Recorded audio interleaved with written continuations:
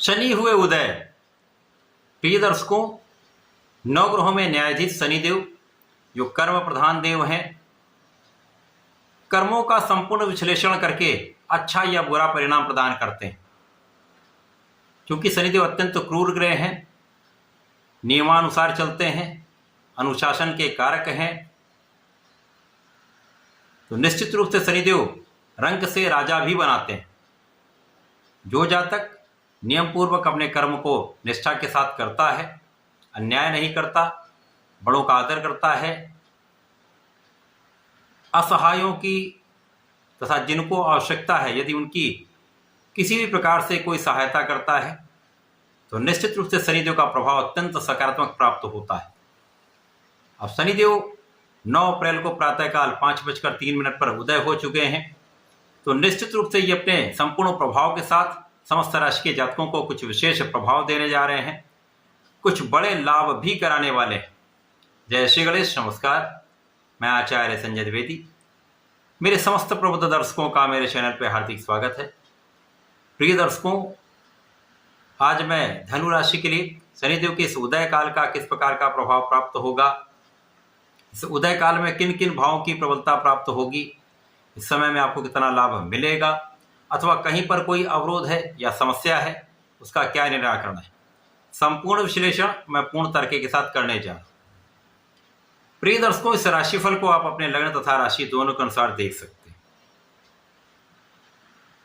शनिदेव कर्म प्रधान देव हैं, आध्यात्मिक ग्रह हैं, एक सर्वाधिक लंबी अवधि के ग्रह हैं जो 2.5 वर्ष किसी राशि में गोचर करते हैं। इसी कारण से इनका प्रभाव अधिकतम राशियों पर भी पड़ता है। शनिदेव 3 राशियों पर प्रत्यक्ष रूप से प्रभाव डालते हैं, जिनमें 7.5 का प्रभाव होता है। 2 राशियों पर प्रत्यक्ष प्रभाव डालते हैं, जिन पर ढैया का प्रभाव होता है। अन्य पर इनका अप्रत्यक्ष प्रभाव होता है, कहीं न कहीं से किसी प्रकार से इनका प्रभाव पड़ता है। तो निश्चित रूप से शनिदेव जब जिस राशि में होते हैं, उस भाव की प्रबलता कई गुना बढ़ा देते हैं। धनु राशि के लिए धन और पराक्रम के स्वामी होकर आपके सुख के भाव में अत्यंत विशेष भाव में इनका गोचर प्रारंभ हो चुका है। अब यहाँ पर जब ये चतुर्थ भाव में पहुंचे हैं, तो यहाँ धनु राशि के लिए शनिदेव की ढैया का प्रभाव भी आरंभ हो चुका है। अभी तक शनिदेव अस्त अवस्था में थे तो अपना संपूर्ण प्रभाव नहीं दे पा रहे थे, परंतु अब ये 1 डिग्री पर भी हैं तथा उदय हो चुके हैं, तो अपने संपूर्ण बल के साथ पूरा वर्ष ये उदय रहेंगे, अपना संपूर्ण प्रभाव देने वाले। धनु राशि के स्वामी जो है वो गुरुदेव बृहस्पति है, जिनका शनि के साथ समभाव है, तो जब भी दोनों का योग बनता है तो अत्यंत विशेष होता है। धनु राशि के जातक धैर्यवान, ज्ञानवान, बुद्धिमान तो होते ही हैं, तथा धनु राशि का विशेष गुण है ये अपने लक्ष्य पर केंद्रित होते हैं।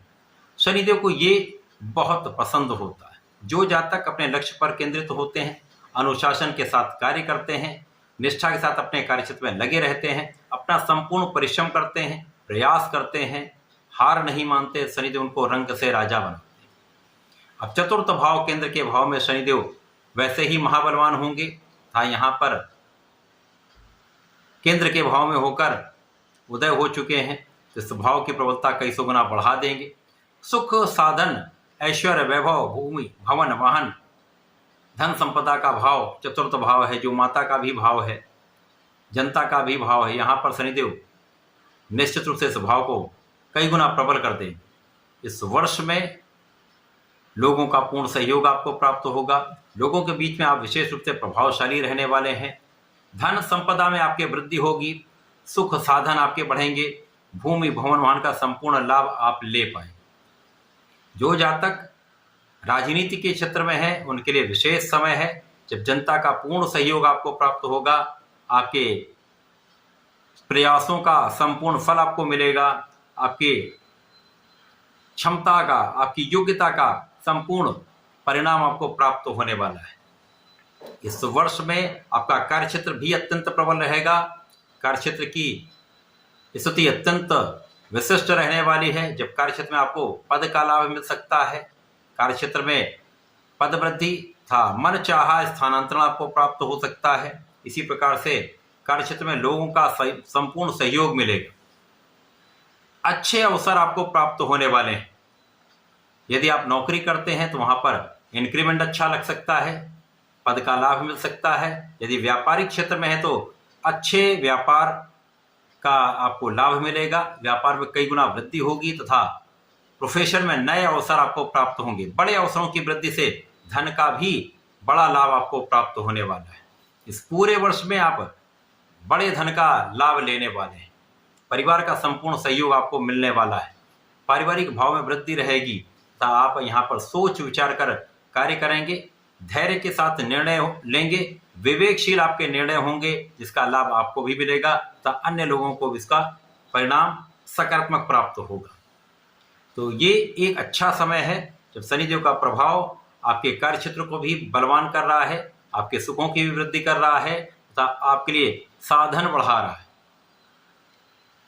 जब आपका कार्यक्षेत्र सफल होता है तो ही आपको बड़े बड़े लाभ मिलते हैं, धन का विशेष लाभ मिलता है। और जब धन का लाभ मिलता है तो आपके सुख साधन बढ़ते हैं। इसी प्रकार से इस समय शनिदेव का प्रभाव आपके लग्न को प्रबलता देने वाला रहेगा।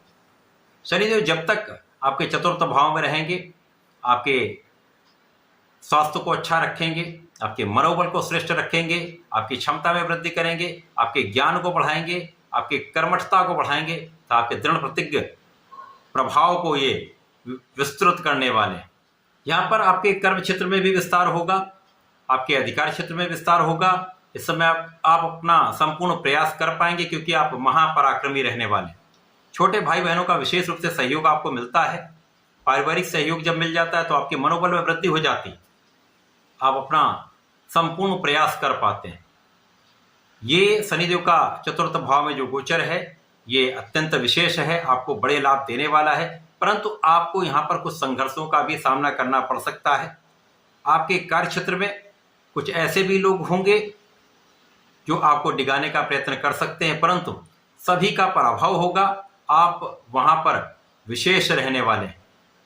इसी प्रकार से थोड़े कार्यों में विलंब हो सकता है परंतु आपके कार्य सिद्ध अवश्य होंगे, यहाँ पर कोई संदेह नहीं। इस पूरे समय में आपको नियमित रूप से भगवान श्री हरि की उपासना करनी चाहिए।